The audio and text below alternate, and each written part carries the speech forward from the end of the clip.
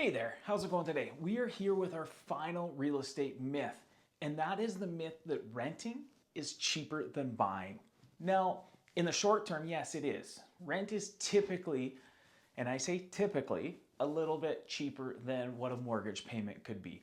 But let's zoom out for a little bit. Let's take a mile-high look at how this actually affects your long-term wealth and your long-term payments and where all that money goes.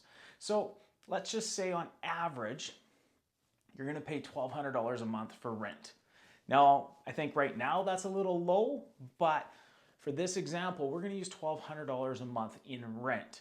$1,200 a month for the entire year is $14,400. Now, if we go look 10 years ago in Brandon, the average price for a house in Brandon in 2014 was $246,318. So in 2014, if you started renting then at say that $1,200 a month, in 10 years, you would have paid $144,000 in rent.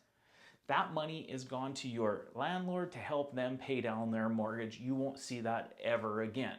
Now let's fast forward to 2024. You've decided to buy a house. So today we go, our average price today is just over $320,000. So if you had bought a house in 2014, your monthly payment on that mortgage would have been $1,283 a month on an average. There was an interest rate of 4.79% in 2014. So over those 10 years, you would have paid $1,283 a month to pay down that mortgage. Fast forward back to 2024. We go to renew that mortgage. You only have $172,000 left to pay out on that initial purchase price of the average of $246,000. So we remortgage that, and your payment today would be $955 a month, but you also have $148,000 in equity, given that our average price today is over $320,000. So we have built a huge chunk of equity in 10 years when we're still spending the same amount of money on rent compared to a mortgage payment. So after we look at all of that, then we decide, okay, let's buy a house today when our average price is $320,000 at today's mortgage rates, which you can find at about 4.5%.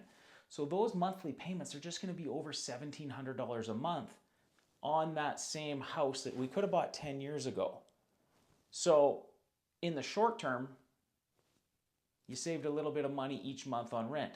But when we zoomed out and we looked at everything, paying rent for 10 years cost you $144,000, and now you're starting with a higher average sale price and a bigger mortgage you're looking at, and you haven't built up any equity in 10 years. So in the short term, yes, renting can be a little bit cheaper than buying, but when we look at your long-term wealth and financial future, buying is always, and I mean always, the best option. So if you have any questions at all, feel free to reach out to us about what your best options are, but renting is cheaper than buying is a final real estate myth we've busted.